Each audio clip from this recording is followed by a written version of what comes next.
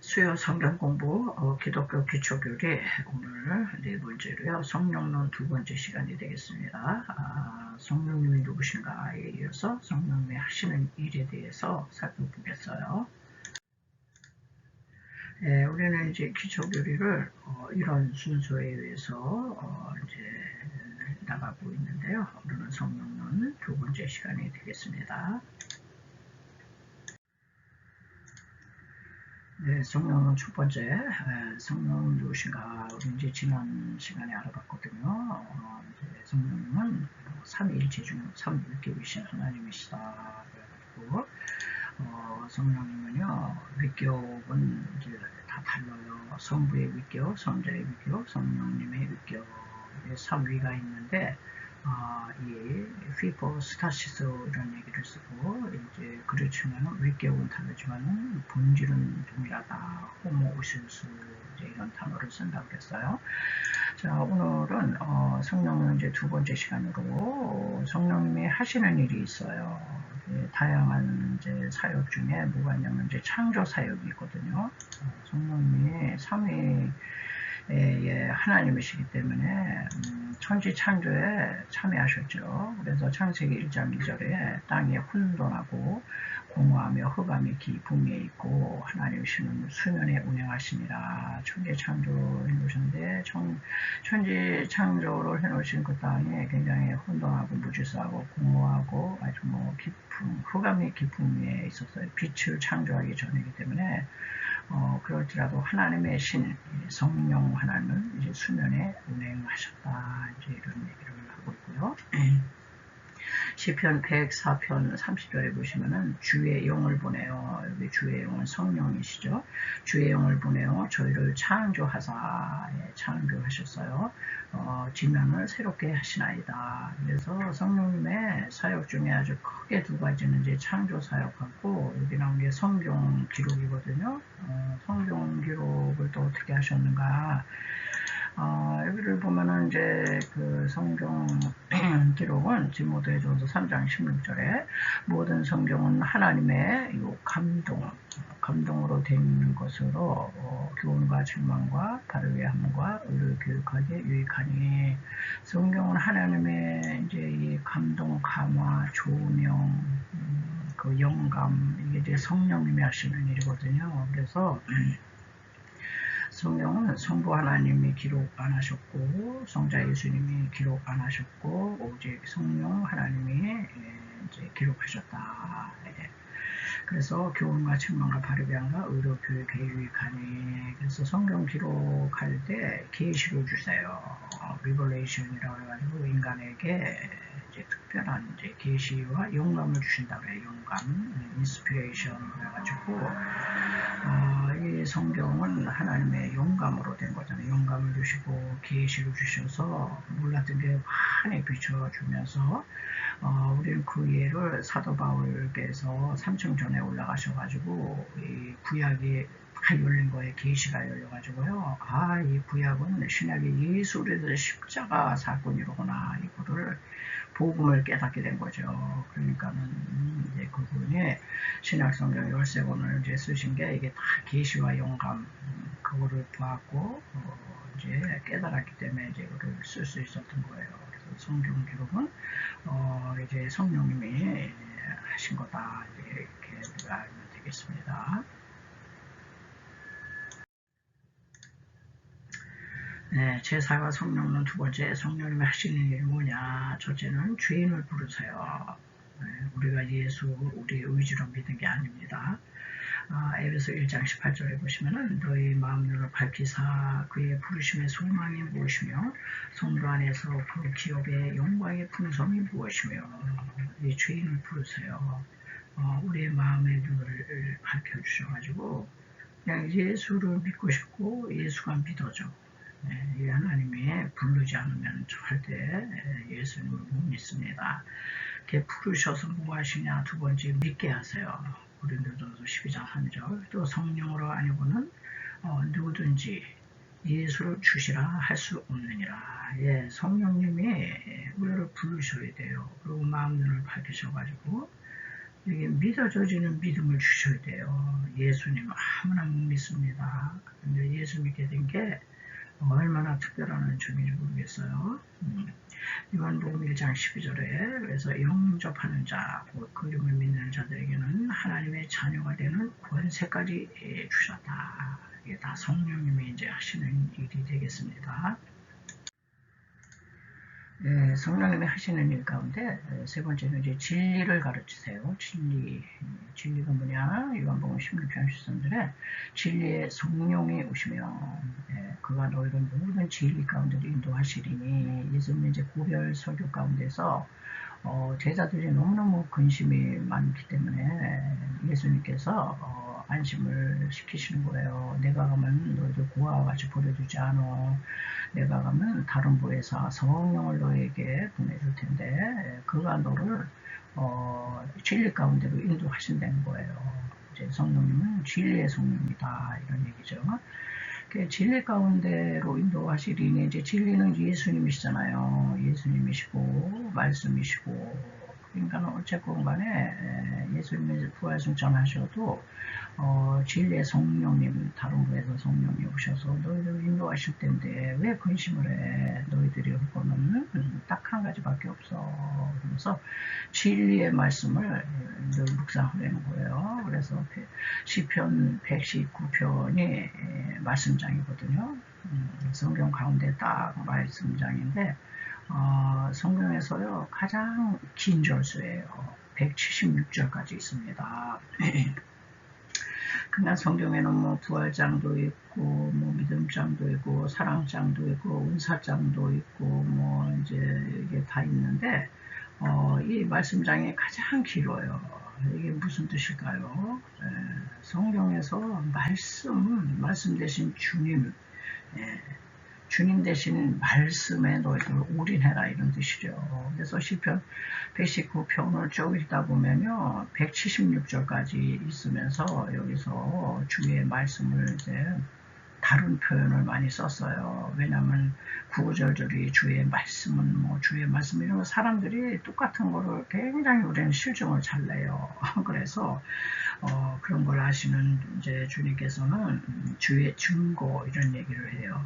주의 증거, 주의 법이다, 또 주의 계명을 지켜라, 주의 율례야, 주의 이게 다 말씀이죠. 주의 말씀, 주의 도, 주의 법도 이렇게 주의 율법 이런 얘기를 계속 수시로 바꿔가면서 176조를 기록하고 있거든요. 근데 다 같은 얘기예요. 다 같은 진리의 말씀, 여기에 너희들 올인해라 이런 얘기죠.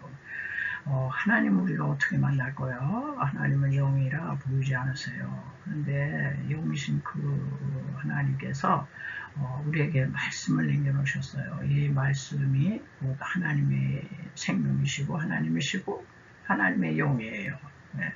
그래서 우리가 하나님을 만난다 이런 얘기는 굉장히 추상적인 것 같지만은 성경으로 들어가시면은 아주 성경 전체가 다 하나님이세요. 하나님 말씀이세요. 그래서 시편 119편 176절을 다 어떻게 마무리하는지 제가 이게 아주 뒤늦게 저도 이제 발견을 했거든요.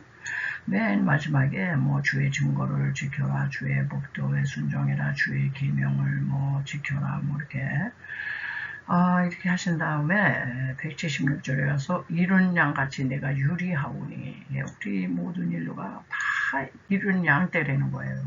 네. 이 양이 우리를 잃어버리고 막 유리방황하는 겁니다. 지금 세상 가운데서 하나님을 잃어버린 영적 이 상태가 그렇다는 거예요. 이런 양같이 내가 유리하오니 주의 종을 찾아달라는 거예요. 하나님이 저와 여러분 안 찾아주시면 우리는 계속 유리방황하는 양같이 그래요. 그러다 일생 마치는 겁니다. 주의 종을 찾으소서 내가 주의 계명을 잊지 아니함입니다. 이 마지막 절에서 이 양이 주의 계명을 다 붙들고 있는 거예요. 나는 이런 양같이 내가 늘 유리하고 방황합니다. 주의 그런데 주의 계명을 내가 잊지 않고 있으니까 주의 종을 찾아다니는 겁니다. 구구절절히 이게 저와 여러분이 하나님께 간구해야 되는 기도 제목에 이게 우리는 이른 양 같은 사람들입니다. 분별력도 없고 사탄이 공격해도 공격력도 없고 시력이 약해서 뭘 보질 못해요. 알력이 부족해. 영적인 알력이 부족해가지고요. 레아처럼 지혜, 총명 그런 게 없어요. 아주 둔해, 밀어나고. 양이요, 굉장히 밀어나고 둔하고 공격성도 없고 숨에 터지고 죽을 때도 아무 소리 못하고 그냥 픽 쓰러져 죽고. 그게 우리인데, 우리를 이제 그렇게 얘기하는 건데요. 이런 양 같은 우리 이거를 우리가 주의 계명을 다 붙들고 있으면 이게 진리의 말씀이잖아요. 성령이 오셔서 모든 진리 가운데로 인도하신다 이런 얘기예요. 성령이 오셔도 우리가 너무너무 말씀이 없으면은 뭐 어떻게 응답을 하실 수가 없는 거야. 하나님의 진리로 이제 진리의 성령이 있으면 진리의 말씀으로 인도하고 싶으신데 진리의 말씀, 주의 증거, 주의 보, 주의 계명, 주의 율례, 주의 도 이런 게 하나 들어있는 게 없어. 그래서 우리는 이 말씀장에 가장 긴 이유가 그거라는 거예요. 양떼가 빵빵하게 주의 말씀으로 무장하면은요, 늘 이렇게 눈 감고 묵상하면요, 하나님 이거는 어떻게 해야 돼요? 진리의 말씀이 딱 생각이 나요. 이거는 이 말씀이다. 이거는 이 말씀으로 해결해라. 이거다 저거다. 이렇게 성령님이 오셔가지고요. 감화 감동 계시 조명 인도하신다 이런 얘기죠. 아주 참 신기한 일입니다. 그리고 요한복음 3장 3절에서도 사람이 거듭나지 않으면 하나님 나라를 볼 수 없다. 니고데모에게 그랬는데 뭘로 거듭나요? 우리는 물과 성령으로 거듭나는 겁니다. 물 회개하고 말씀의 물, 회개의 물, 회개하고 말씀으로 거듭나는 거예요.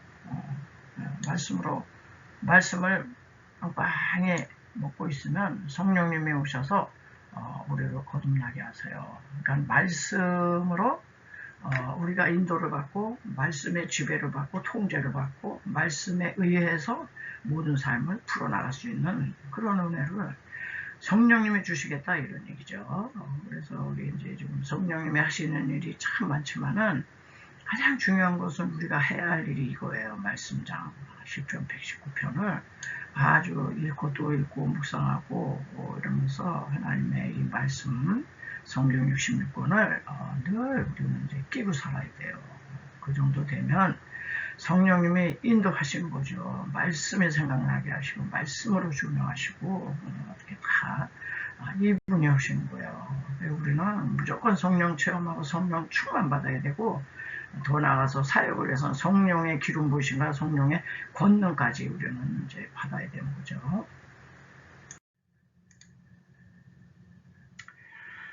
이제 그 다음에 성령님이 하시는 일이 또 있는데요. 불신을 책망하세요.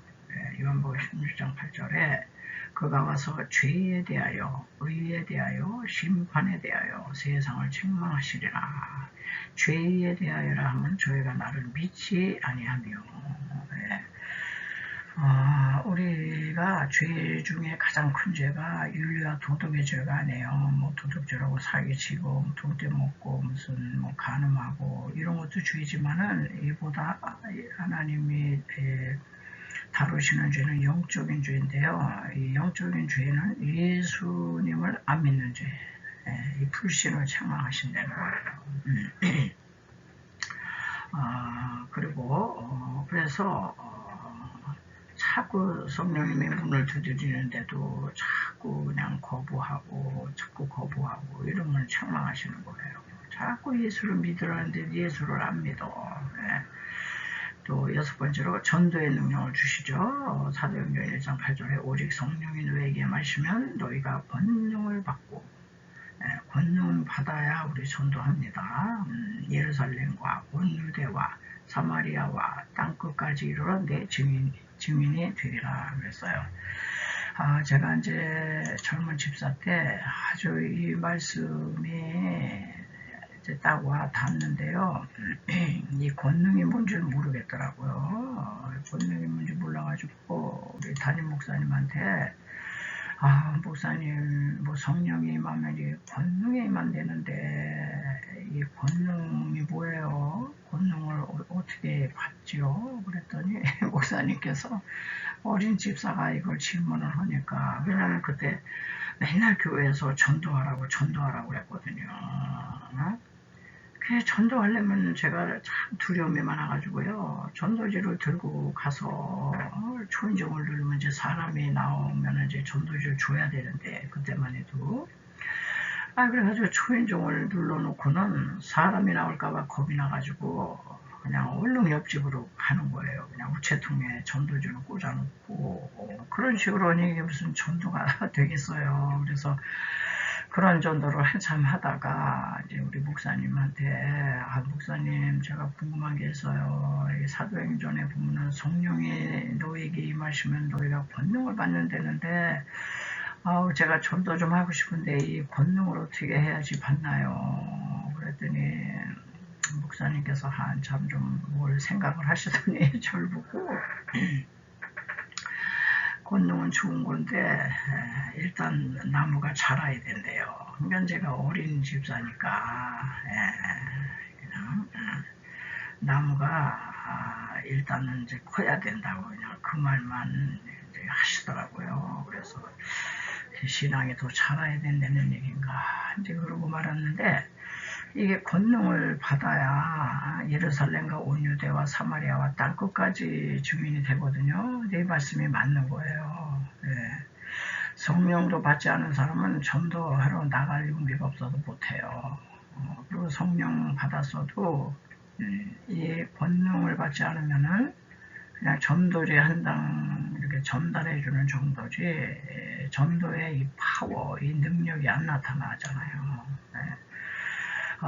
이게 초대교회 이 사도들은요, 이 두나미스, 권능이 맺어요.